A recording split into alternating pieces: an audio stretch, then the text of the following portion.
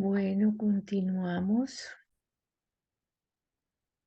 Entonces estábamos en un pronóstico de venta de una hoja de Excel dentro del taller que les mandé a hacer del estudio financiero, pues es algo así similar a esto que les estoy presentando, un pronóstico de ventas operaciones, cuál es la inversión y programa de ventas, cuál es el balance general, pues ese da, el activo pues da el resultado de esta inversión y programa de ventas, y el pasivo sale después de acuerdo al capital que vayan a colocar los inversionistas, las personas que van a poner el proyecto, y ahí se divide, se hace una buena maniobrabilidad del pasivo de la estructura financiera.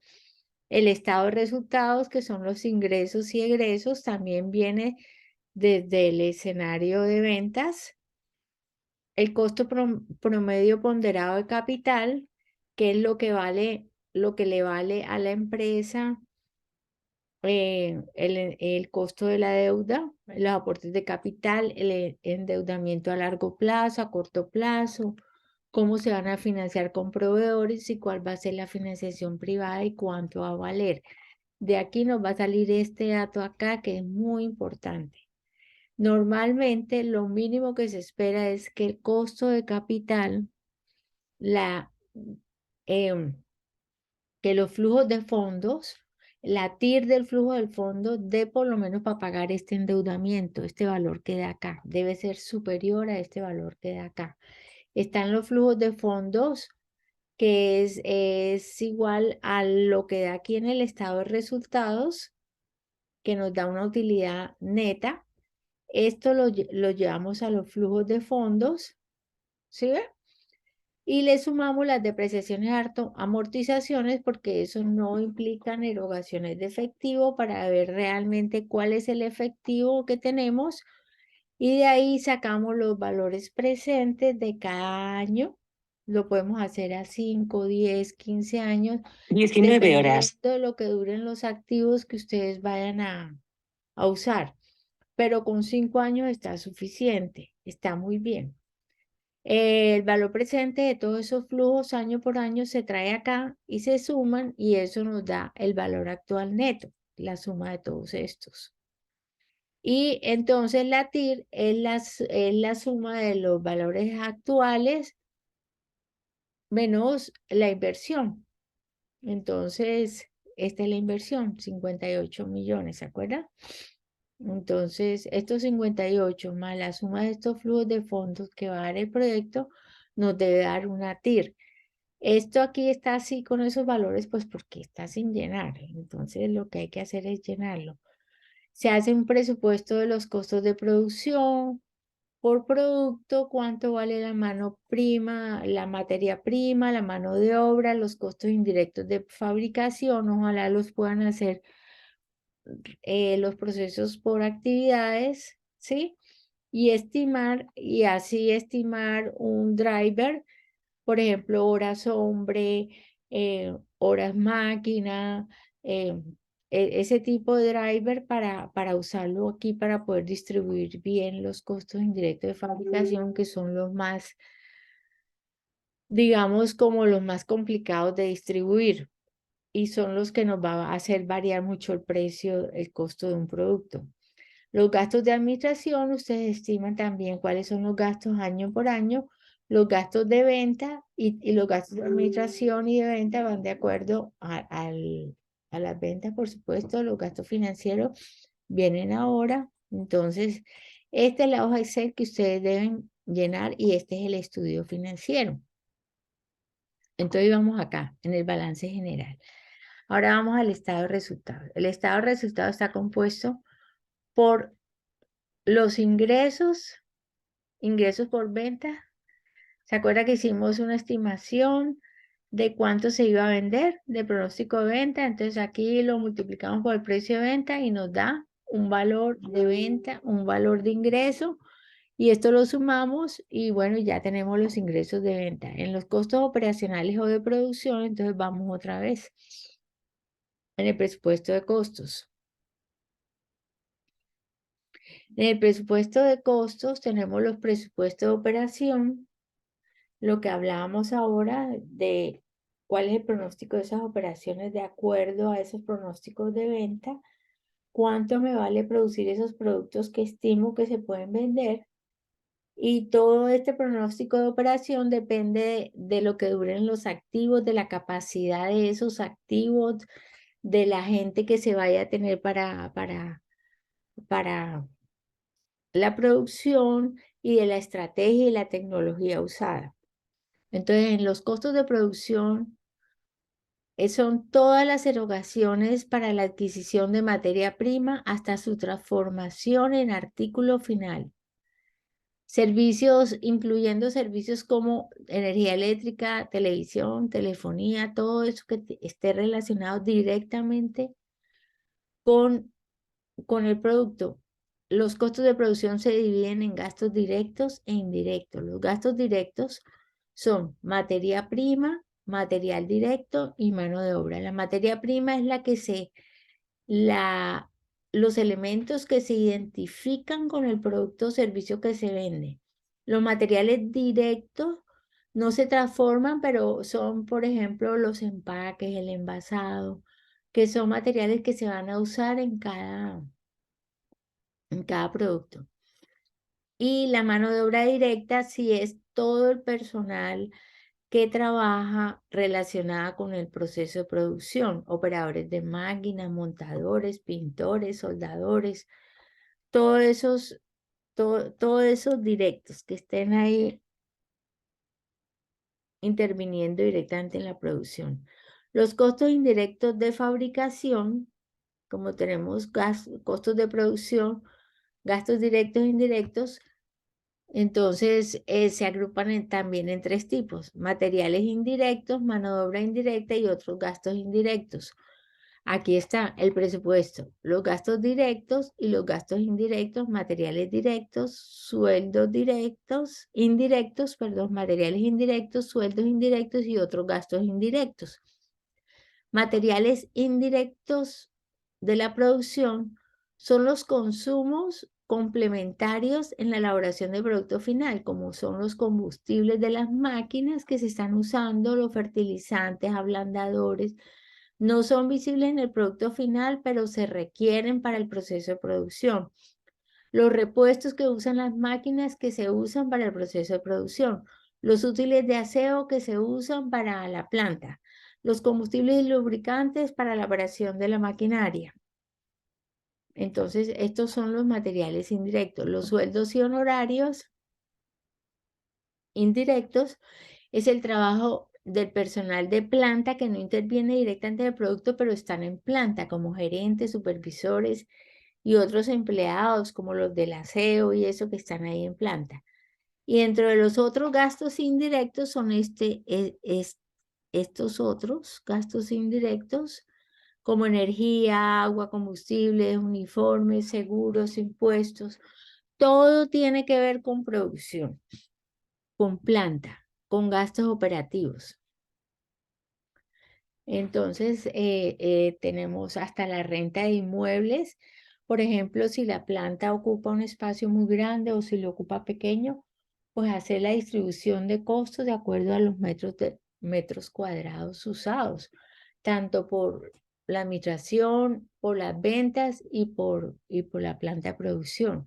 Es importante hacer esa diferenciación, porque eso nos va a llevar al costeo ABC. La depreciación, pues los activos que se van a comprar, los activos fijos se deprecian, unos a 5 años, otros a 10 años, de acuerdo a lo que dicta la norma. Los impuestos es lo que impone el país, el impuesto de renta es del 35%.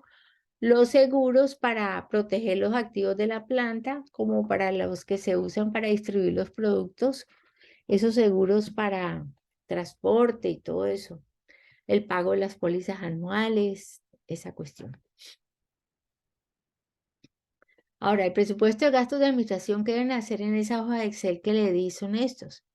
¿Cuánto van a ser el sueldo y salarios del gerente, la secretaria o del asistente o de todas las personas que están ayudando como administración? Gastos de representación, impuestos, mantenimiento. Deben incluirse uniformes y todos esos gastos diversos como café, galletitas, lo que se llama cafetería, el software de las computadoras, la papelería. Y está el presupuesto de gastos de venta, todo lo relacionado con las actividades de venta. Están los sueldos, prestaciones de los vendedores, del gerente de venta y de las secretarias, gastos de representación y viáticos pagados a los vendedores, gasto de vehículos usados para realizar ventas, de promoción, tales como publicidad, ventas y todo aquello que permita la promoción de los productos, útiles de oficina usados en el área de ventas y otros gastos como depreciación, amortización, combustible y mantenimiento de todos los activos que se usan de manera específica en la actividad de ventas. También la promoción en la web, el marketing digital, todo eso. Este es un presupuesto de gasto de ventas, que así lo pueden sacar ustedes. Salario de los vendedores, salarios y prestaciones y comisiones. Normalmente en ventas ya se trabaja con comisiones, no son sueldos fijos. Entre más variable puedan poner ustedes todos los costos, pues mucho mejor. Entre menos fijos estén los costos, mucho mejor. Gastos de representación y viáticos, vehículos, ahí están. Todos los gastos de venta y publicidad. Otros gastos, mantenimiento, agua, luz, alquiler, todo eso. En cuanto a los gastos de financiamiento, los intereses pagados que la empresa paga a sus acreedores, tanto a los bancos o a los que le han prestado créditos bancarios o alguna institución crediticia. Intereses ganados si la empresa invierte recursos monetarios. Los repomos son los resultados por posesión monetaria, la ganancia o pérdida inflacionaria y están los gastos, las ganancias y pérdidas cambiarias cuando hay tenencia de activos o pasivos en divisas extranjeras. ¿Qué nos revelan los estados financieros? Nos deben revelar los estados, tanto el balance como el estado de resultados nos deben revelar los ingresos futuros, las utilidades, qué necesidad de fondos tenemos de acuerdo a los ingresos y costos y gastos de administración y gastos de todo eso. Y nos va a dar también en el balance el capital de trabajo requerido, el flujo neto de efectivo, la inversión neta que requerirá y el costo de financiamiento. El balance general es un estado financiero estático que nos muestra el monto de la inversión, que es el mismo de los activos fijos, la cantidad de recursos que la actividad empresarial requerirá, porque de ahí se parte de la inversión. Entonces, de esa inversión, cuánto se va a aportar de capital y lo que se necesite para endeudamiento. Va a parar un momentico este.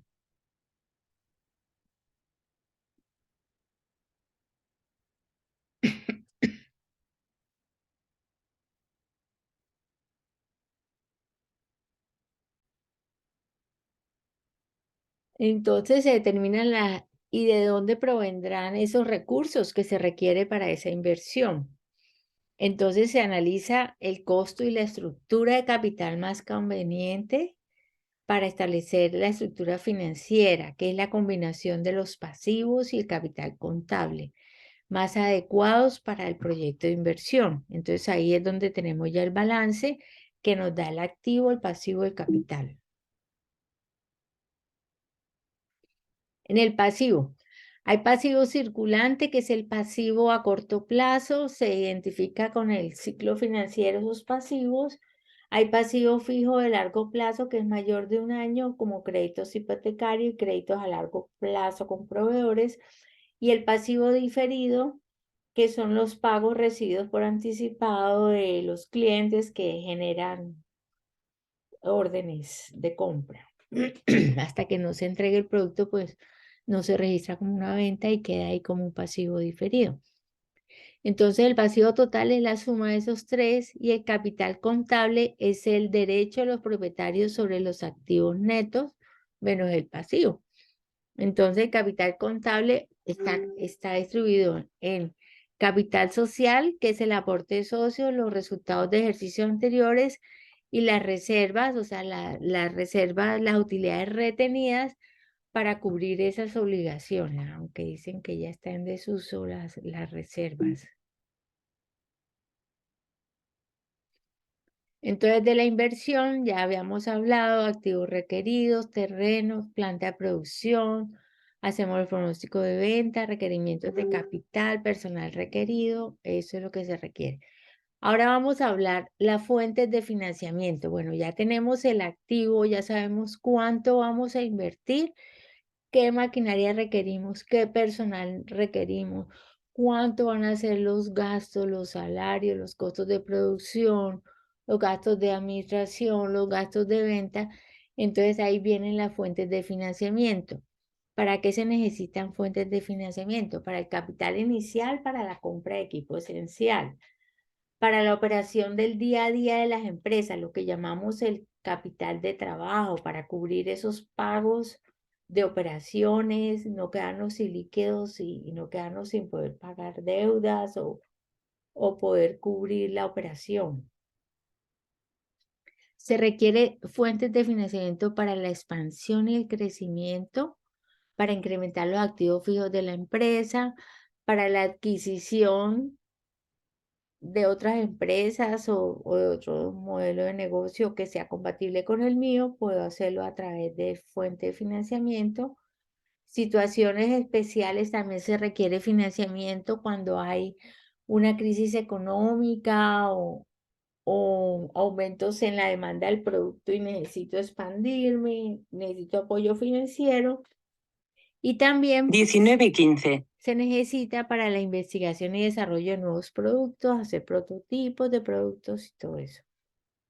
Hay dos tipos de fuentes de financiamiento, interno y externo. Interno es el que hacen los mismos socios, accionistas. Ellos tienen una forma de financiarse internamente. Entonces, emiten acciones de capital social. Pueden ser acciones ordinarias o preferentes. Las ordinarias tienen derecho a voz y voto y a participación de los activos en caso de liquidación, pero las acciones preferentes solo tiene derecho a unos dividendos de manera preferencial, pero no tiene voz y voto en la mayoría de las acciones preferentes.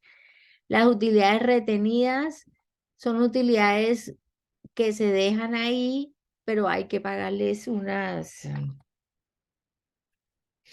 a las utilidades retenidas hay que pagarles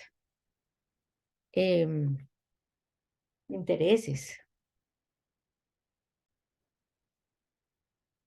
Las depreciaciones y amortizaciones es una manera de que usted descuenta el valor de depreciación y amortización, el sistema contable lo descuenta del estado de resultados, pero es un dinero que usted tiene ahí disponible para reposición de equipos. También puede incrementarse los pasivos acumulados y también puede hacer venta de activos como terreno, maquinaria que no está en uso. Eso es una forma de financiarse internamente la empresa. También hay unas cuestiones, unos salvavidas que manda el gobierno que se llaman subvenciones en caso de épocas de crisis o que el gobierno quiera que cierto tipo de empresas avance más, entonces les dan unas subvenciones que la gran mayoría son no reintegrables, aunque unas sí son reintegrables. Por ejemplo, estas compañías de aviación que entran en crisis, los bancos que entran en crisis, ellos deben tener una partida en el capital que se llama subvenciones, ¿ya? Que es lo que les ha dado el gobierno para poder subsistir. En cuanto al financiamiento externo, pues tenemos aquí los socios comerciales para el financiamiento externo, que son las entidades financieras, los clientes, los proveedores, los mismos empleados, la DIAN y los competidores.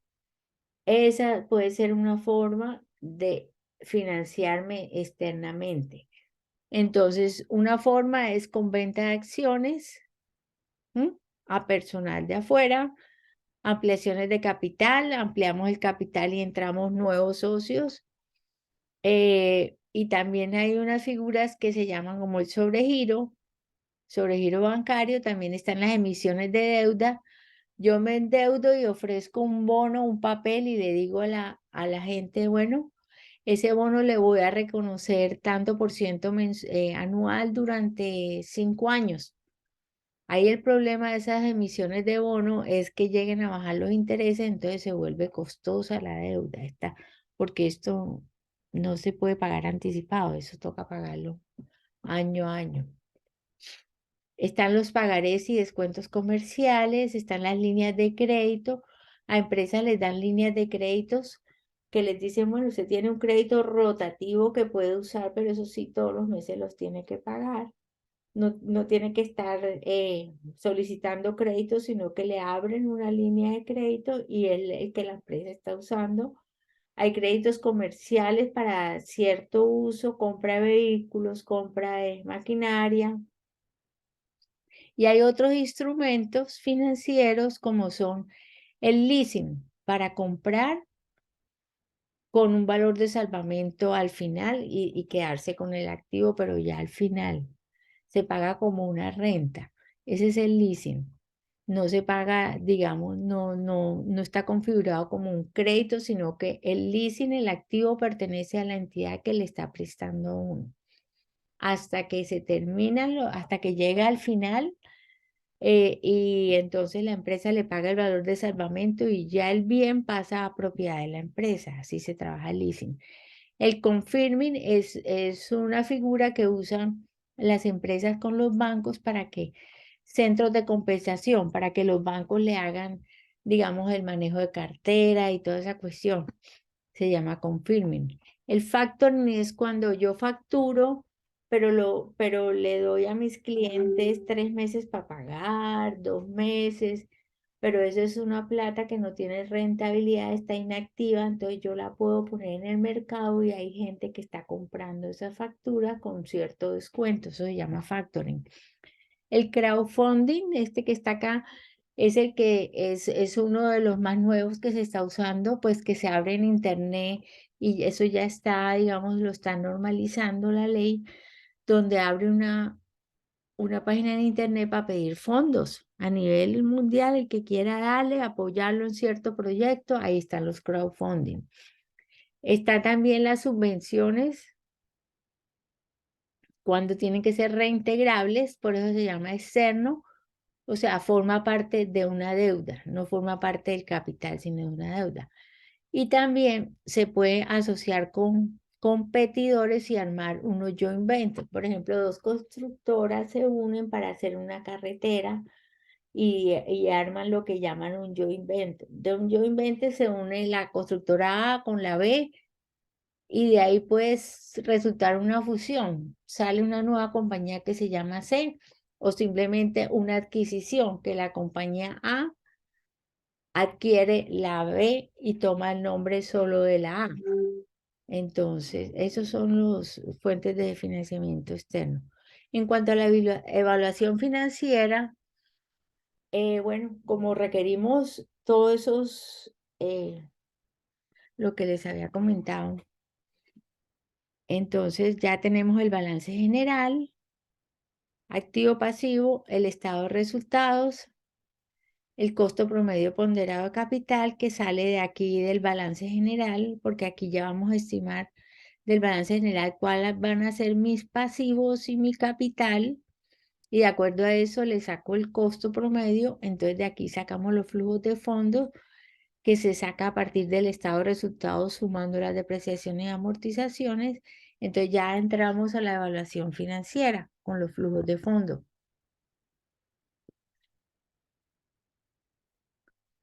Entonces, el flujo de la evaluación financiera permite conocer y medir la utilidad que genera el proyecto, o sea, la rentabilidad, los estándares de rendimiento aceptados en los, ya eso está estandarizado. Se dice tal tipo de proyecto debe rendir por lo menos, eso ya está marcado a nivel de análisis financiero internacional. donde operan estas inversiones. Entonces, pero se necesita que para hacer la evaluación financiera, los flujos de efectivo, cuál es la inversión neta, que es exactamente los activos, el costo de capital, que es el activo corriente menos el pasivo corriente. O sea, la plata que yo tengo para, después de pagar mis deudas, debo tener una plata de operaciones, ¿no? Para poder pagar los salarios, los sueldos, toda esa cuestión. Ese es el costo de capital. Entonces, necesito hallar la tasa mínima de rendimiento que genera el proyecto y el tiempo estimado del proyecto de inversión. Los flujos de efectivo, como les decía, o flujos de fondos, se considera la suma de la utilidad neta más las amortizaciones y depreciaciones del ejercicio. De esta manera, los beneficios netos más la depreciación y la amortización por cada uno de los años en el horizonte son el elemento de recuperación financiera del proyecto de inversión. Claro, porque ellos suman porque realmente no es un desembolso. Entonces, eso forma parte del efectivo que está disponible. La inversión neta inicial es el total de activos usados en el proyecto de inversión. En esta inversión neta se incluyen los activos corrientes o circulantes y también los fijos, ya que son necesarios todos para llevar a cabo la producción. O sea, la inversión inicial son los activos totales. Comprende desde los desembolsos en edificios, maquinarias, terrenos, gastos de organización, patentes, marcas, compra de equipos, los recursos que se requieren para las cuentas por cobrar, lo que se requiere tener en caja y bancos, para las nóminas iniciales, servicios que consume la empresa, arrendamientos, todo eso. Lo que le mostraba el costo de capital promedio ponderado. Este es un ejercicio donde dice que sus acciones comunes tienen un capital, tienen una estructura financiera de 1.000 millones, de las cuales en acciones 600, acciones comunes 600 millones, acciones preferentes 100 millones, se han endeudado con deuda 150 y utilidades retenidas 150. Y este es el costo específico de cada, el peso en porcentaje está a 60, 10, 15 y 15%. O sea, esto lo poseen los propietarios, 60% es el patrimonio. Costo específico, se supone que lo mínimo que debe generar el proyecto es lo que vale este costo de endeudamiento. Entonces, cuando vamos a usar las tasas de descuento para hallar el BPN, el valor presente neto, o para hallar la TIR, usamos este costo de capital. Las diferencias entre acciones comunes y preferentes, pues aquí están, lo que les decía. Las ordinarias tienen voz y voto en la asamblea, las preferentes generalmente están sin derecho de votos, y a nivel de dividendos, pues tiene preferencia en el dividendo. En el momento de pagar dividendos, se le paga primero a los de acciones preferentes. Y a nivel contable, las acciones ordinarias tienen derecho sobre activos y dividendos y las preferentes solo sobre dividendos. Se mueven más bursátilmente estas de acciones ordinarias porque dan derecho a la propiedad de la empresa, esta otra no. Dan derecho como financieros, son como una especie de socios prestamistas. Costo de la deuda. Es el monto de dinero pagado por los préstamos adquiridos de diversas fuentes. Lo bueno que tiene este costo de la deuda, esta que dice aquí 150, realmente aquí dice que vale 20, pero ese 20 hay que restarle el impuesto, porque este es una deuda que se permite que se registre en los estados financieros, el pago de los intereses. Entonces, por eso es que aquí dicen que esa deuda tiene la tasa de interés que dice que tiene, menos 1 menos T, donde T es la tasa de impuesto de renta. Entonces, realmente la deuda no vale lo que pensamos que vale el 20%, sino 20% por 1 menos el 35%. En este caso sería 20% por 0,65. O sea, si usted dice que la deuda le vale 20%, realmente le vale es 13%. Porque como es descontable de impuestos, entonces tiene un beneficio, mientras que las acciones y eso no tienen beneficio ni se pueden descontar. Bueno, las utilidades retenidas forma parte de las utilidades que tuvo la empresa, pero hay que pagar a los dueños de dichos recursos una tasa de interés vigente en el mercado financiero. Por lo general se usa la tasa libre de riesgo que es la que corresponde a los títulos de tesorería emitidos por el Banco de la República para financiar el gobierno.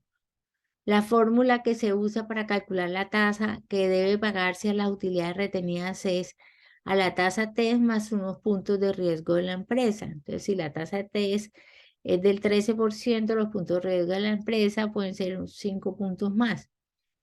Porque si no la gente tuviera todo, o el inversionista tuviera todo aquí de una vez en tasa T, si le van a pagar la TES. A ellos hay que ofrecerles un poco más por el riesgo que tienen 19:30. de la empresa. Hay más mecanismos para evaluar los proyectos y cuánto se debe pagar por utilidades retenidas, pero para efectos cálculos, vamos a usar estos.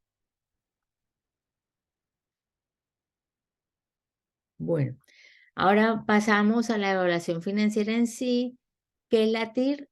La TIR es la tasa interna de retorno o rentabilidad que nos da el proyecto de inversión para recuperar el costo de capital. Ahí es donde volvemos a repetir que la TIR debe dar igual o superior al costo promedio de capital para que sea viable. También se determina la TIR mínima de rendimiento de otra forma, haciendo otra fórmula con el DTF más un margen de riesgo, pero para efectos es mejor usar esta de arriba, donde dice que la TIR recupere el costo capital.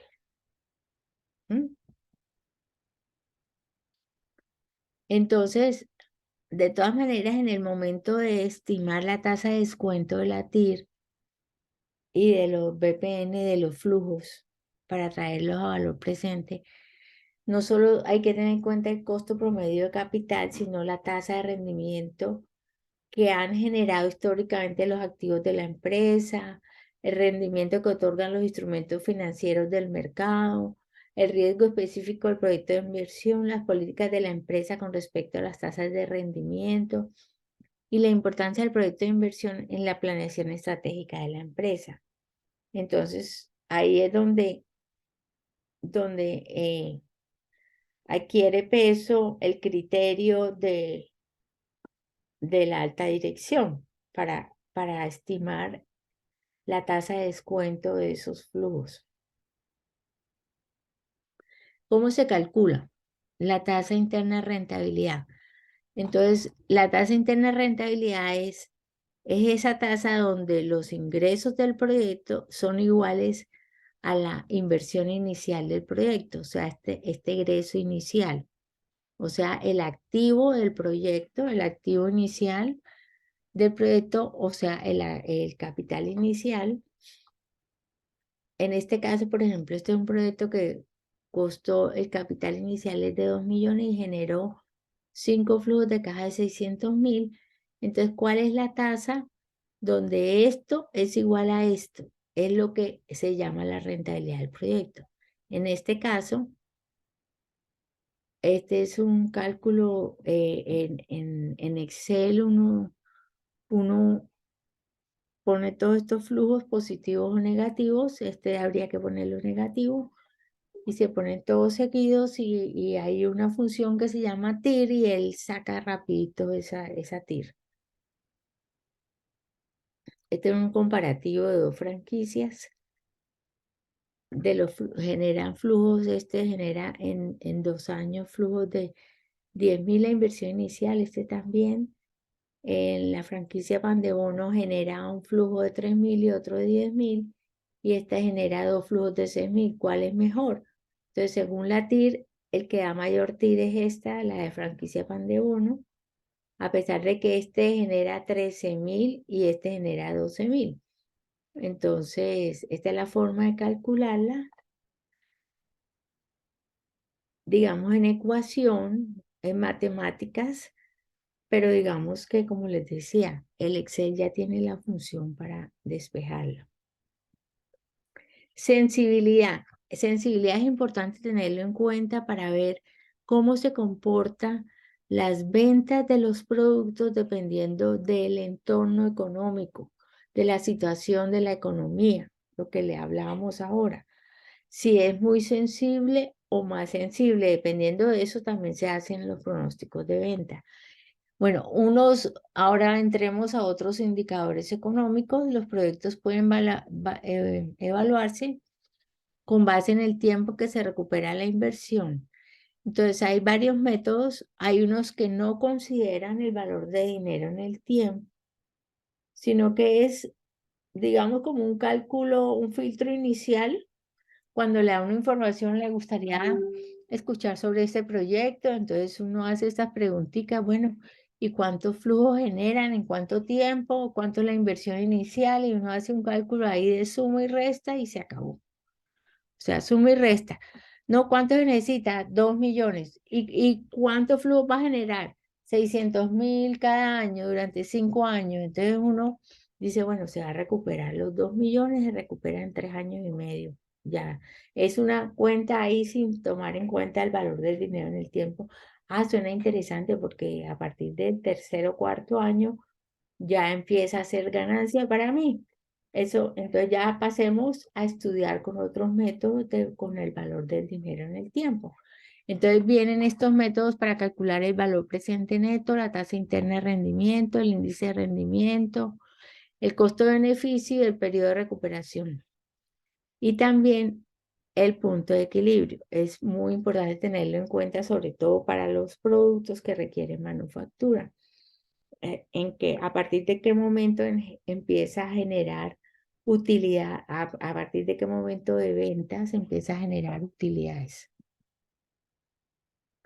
Entonces, hay métodos de evaluación que no consideran. El periodo de recuperación es simplemente cuando los flujos son iguales, dividir la inversión sobre los flujos, uno de los flujos. Entonces, 2 millones dividido 600.000. ¿Cuánto se demora los 2 millones dividido 600.000? El ejercicio que habíamos visto hace un rato. Entonces, 2 millones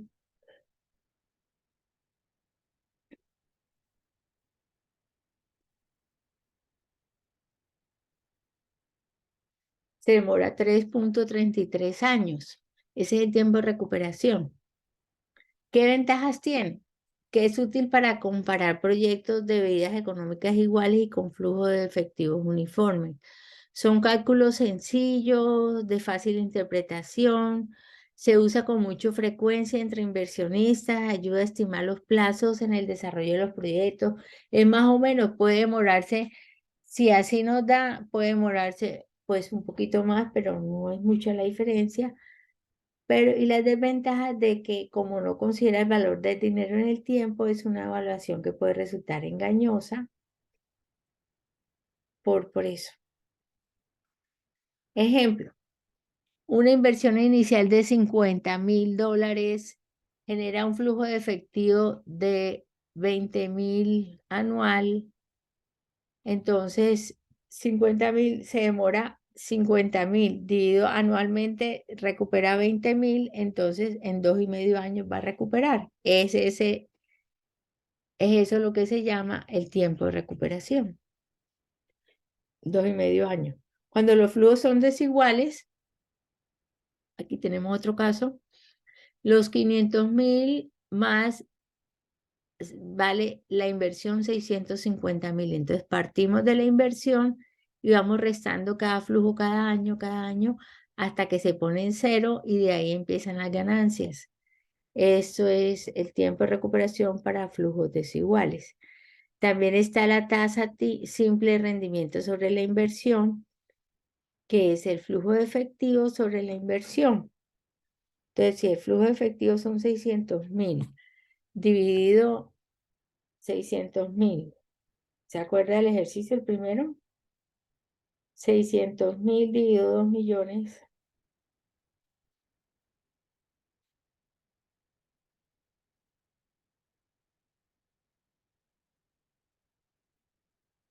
Eso da el 30%. 30% anual. Ese es el TSR. Ese también es muy simple pero uno con más precisión y más detalle es el de valor presente neto o el valor neto actual de los flujos. Se trae el valor presente neto para recuperar el costo promedio ponderado de capital. Se trae a la tasa de costo promedio para recuperar la inversión.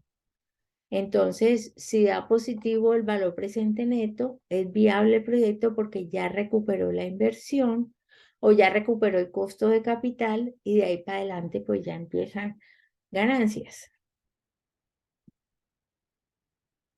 Este es otro caso. Este es el valor presente neto de llevar cada flujo. Aquí como los flujos son iguales, pues se usa la fórmula de anualidad. Se usa esta fórmula y aquí nos da un valor presente neto de 2.162.000 sobre 2 millones iniciales, o sea, nos da positivo. O sea, este es un proyecto viable y está traído a una tasa de descuento del 12% efectivo anual, que es la tasa del costo promedio ponderado capital de este proyectico. Ventajas y desventajas del BPN. Considera el valor del dinero en el tiempo, es una ventaja. Se incluye el riesgo país porque ya incluye los costos de capital, ¿sí? Se incluyen las operaciones de financiamiento, hasta la inflación se toma en cuenta también ahí. Y las desventajas, que a veces puede haber cierta incertidumbre en esa tasa de interés que se utiliza para calcular ese indicador. Puede fijarse de manera optimista o pesimista y la tasa mínima de rendimiento puede que no sea exacta ni la adecuada, o sea, hay que tener buen ojo para hacer el cálculo de esa tasa mínima de rendimiento. Este es un ejercicio del BPN. Una empresa enlatadora de productos de mar tiene una inversión inicial de 200.000, se demora 5 años, el costo de capital de inversión, el costo promedio de capital es de 15%, el valor de salvamento es 10.000 a los 5 años. Entonces, este es el flujo acá. 55.000 años, 60.000 el segundo año, 65.000 el tercer año, así. ¿Qué hay que hacer? Se trae cada uno de estos flujos a valor presente neto. Los primeros 55, 58, ¿m? Y eso nos da un BPN más los 10.000, más los 200.000, menos los 10.000, que vale el valor de salvamento a los 5 años. Y eso nos da un valor presente neto. Y si es positivo, es viable, y si no, pues no, no es viable. Si es negativo, no es viable. La tasa interna de rendimiento también se puede calcular con un método gráfico. De la TIR que yo les dije que se podía calcular con el Excel, que tiene su función, también puede hacerse con un método gráfico que les voy a enseñar. Entonces, este es el método gráfico. Se saca el valor presente neto, ¿sí? A varias tasas de interés. Una que nos dé el valor presente, mire, acá. El valor de la inversión es de 200.000, el valor de salvamento 10.000, o sea, el mismo ejercicio de antes. Traemos el valor presente neto al 15%, al 16,5% y al 19%. Y nos da el valor presente neto positivo, positivo y negativo. Entonces lo que hacemos es trazar la línea que nos da el valor presente neto. En la línea de las X está la tasa de interés, la tasa de descuento, y aquí está el valor presente neto. Entonces, donde se cruza acá con esta línea X, esa es la TIR. La TIR por gráfica nos tiene que dar exacta. Cuando trazamos la línea recta entre la positiva y la negativa, ahí nos da la TIR. ¿Mm? El índice de rendimiento es un indicador que es el valor actual de la sumatoria de los flujos de efectivo, sumatoria de todos los flujos, dividido entre la inversión neta, o sea, cuánto invertí en activos o cuánto fue mi capital inicial, la inversión inicial, y eso me da el índice de rendimiento. Entonces se hace la sumatoria de todos sus valores presente neto y se divide por la inversión inicial. Eso nos da un índice de rendimiento. Por ejemplo, este mismo ejercicio de los que invirtió los 200.000 menos los 10.000 de valor de salvamento, entonces el índice de rendimiento se calcula sumando todos los flujos, o sea, todos los flujos, estos flujos traídos a diferentes tasas.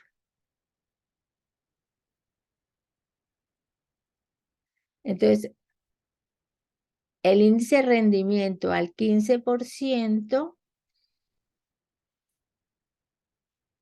19:45. descontando los flujos de efectivo con la tasa de entorno de rendimiento, en este caso de 17.56, se obtiene un índice de rendimiento de 1. Cuando da 1 exacto, quiere decir que esa es la tasa usada, esa es la tasa interna de rendimiento, y así nos da el índice de rendimiento.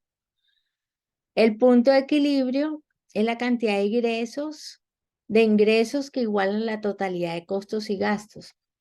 Sabemos por costos de producción que el punto de equilibrio es igual a los costos fijos sobre el margen de contribución, que es el precio de venta menos el costo de venta.